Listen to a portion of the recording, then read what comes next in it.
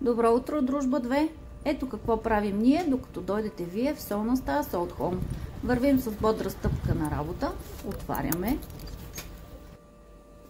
оставяме навън нашата месечна игра, палим осветлението, слагаме униформата, включваме пречиствателя, осветяваме нашите продукти, загряваме стаите и отиваме в склад. Там подготвяме нашата специална сол по специфичен начин, за да може тя да бъде добре изсушена и да не повреди машините.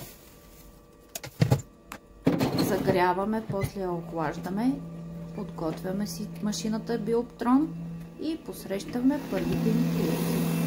В края на сесиите даваме награди на всеки. Изпращаме нашите приятели и подготвяме стаята за следващите посетители. Почистваме, подреждаме и така всеки ден от 10 до 20 часа.